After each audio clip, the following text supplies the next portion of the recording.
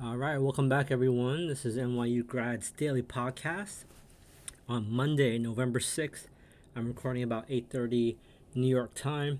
Welcome back, everyone. Hope you had a great weekend and had a good first day of the session, first session of the week, I should say. Um, Not a lot to cover today, to be honest with you. So this is going to be a short one, but let's jump into the numbers like I like to do here into breadth. We had 133 new highs and 132 new lows today. So we beat the new lows by one.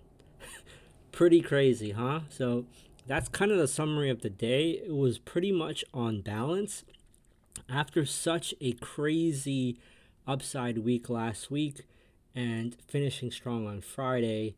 We actually needed to have a breather, and I think this is actually potential good news for the upside. We didn't have too much damage here. Looking at the 50-day moving average, generally speaking, we have 59% of shares below the 50-day and 66% below its 200-day moving average. So definitely a big improvement from 2 weeks ago. So that's kind of par, neither good nor bad. I would like to see these new high numbers outpacing new lows, starting later this week, maybe like 2x, 3x, 4x. Because as you remember, to the downside, in the past 3 months, the new lows were outpacing new highs by almost 8 to 10x every day. So we need to see that improve. And today, what I noticed was while we were just kind of treading water, the 10-year yield and yields in general kind of fought back. So while last week we dropped from 4.9 to like 4.5%, today we kind of fought back and we closed up almost from last time I checked before dinner, we were up like 2% on the 10-year yields from like the lows. So the my real-time quote is going to give me after hours. So let me just see where we finished on intraday trading. But nonetheless, we finished up for the day at 4.64%. So we're kind of bouncing here on the 10-year yield. I think you have to be very vigilant and watch that very closely, because that's one of the other ingredients that we need for a Santa Claus rally is for rates to stay consistently at 4.5 or lower. That's ideal. Then you want to see the Magnificent Seven rally hard. It doesn't have to be all, but at least more than four of the seven. And then the last one is you need to see breadth improve to the new high side. Let's take a look at some charts real quick. So as I mentioned, I follow the SPY VIX ratio chart pretty closely, and I'll post this in the show notes. We obviously rallied last week, so the SPY VIX will also rally in sentiment because S&P went up and the VIX went down. So this ratio chart's going to look like it's testing upside resistance. However, we haven't breached recent highs on the SPY VIX. So if we roll over and continue the sell-off, it will gain momentum very quickly here because we're very overbought. And, we had built an oversold position for months, and now we're overbought in a week. So that's kind of risky, That's, it's like the analogy would be is most of us drive. It's like you take a pickup truck or a semi and you go from 0 to 150 miles per hour it's impossible to do, obviously, on the on-ramp. And now you're merging with the highway and you're doing 150 miles per hour. It's not a good recipe for success.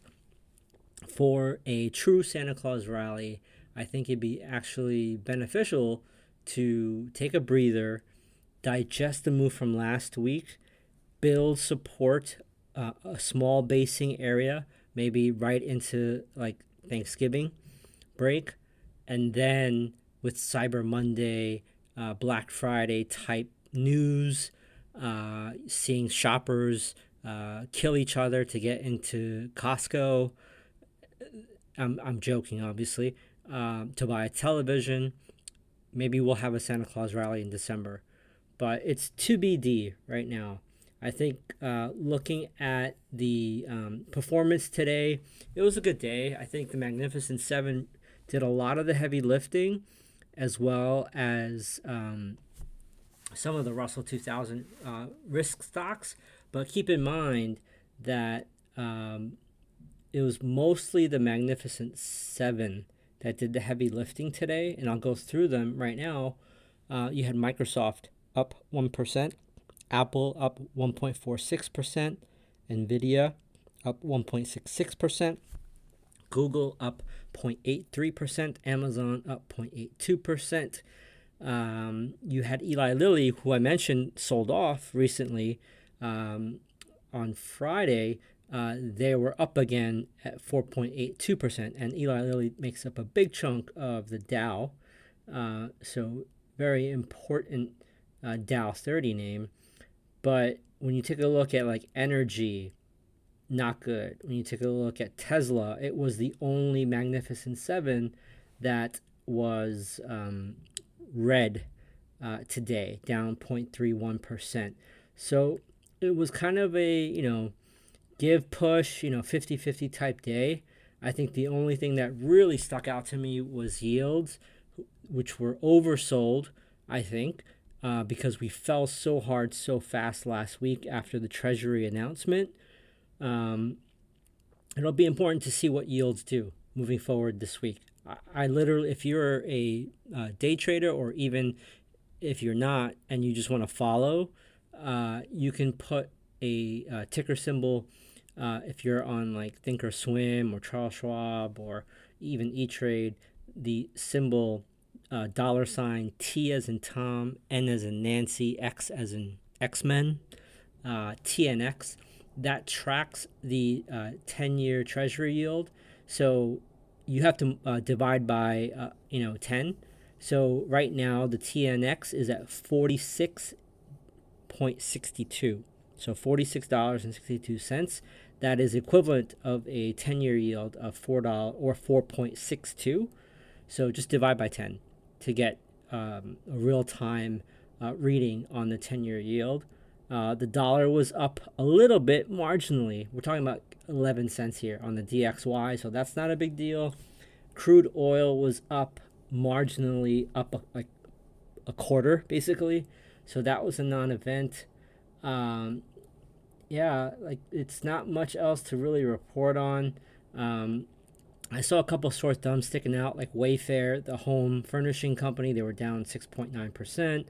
K. Hovnanian was down 5.6%. AI was down 5.63%. Kava, which is the IPO of recent in the summer for Greek food, down 4.8%. You had Kura Sushi, which for the most part was bullish all summer, down 4%. DoorDash, which is a recent IPO, down 3.75%. Airbnb, down 3.6%. Etsy, down 3.3%. So these names were also bouncing super hard last week. So they might just be kind of selling off here a little bit and just taking a breather. So we need more cards coming out of the deck, and we'll see what happens on Tuesday. But keep in mind, there's a ton of Federal Reserve speakers or representatives speaking, making speeches and statements this week. I always post a link to kind of the economic calendar to watch out for the week, so check that out. But on Thursday, you have a double whammy. You have 8:30 a.m. New York initial jobless claims, which will paint a narrative of Fed hiking or not, or staying higher for longer. And at 2 o'clock, you have the Fed Chair Jerome Powell speaking on a panel at the IMF, and IMF is International Monetary Fund, not the Impossible Mission Force, which is Ethan Hunt. So that's really it. Let's keep it short and sweet. I don't want to belabor this. I want to thank everyone for subscribing and listening and engaging on the posts and the podcast on Substack. I've gotten a few emails letting me know that you value the brevity. Being able to do these market recaps in 10 minutes to 20 minutes at most is the sweet spot. No fluff, no politics, no tangents. So I will keep doing it. This is what I like, because I, as a financial enthusiast, was looking for this. Like, all of the podcasts I listen to are 60 minutes long. Like, I listen to Peter Schiff. Every single podcast he does is over an hour long. It prevents me from listening to too many, right? Because I have limited resources. I have to also trade, manage my wealth, as well as do my own podcast and posts and Substack notes. So there's only so much time in the day. I respect your time. So before checking off, I wanted to just remind everyone there is a promotion going on till November 27th, Cyber Monday. All you have to do is be a subscriber and then pledge. So it's a two-step process. First, subscribe for free. Then you pledge a future subscription. So we don't charge anything right now. Probably in 2024, I don't know, when we get to about 3,000-ish subscribers, I will release a premium offering. And at that time, you're basically committing to say, hey, I want to support NYU grads' work. I believe in it. I enjoy it. I'm willing to do a monthly at $18 per month, or annual at $180 per year for some savings. Whoever pledges by November 27th will get a 33% discount once the paywall and the premium service goes live. So I will post that in the show notes. And thank you so much again for the feedback and going on this journey with me. I will see you guys and girls after the Tuesday session. Thanks. Later.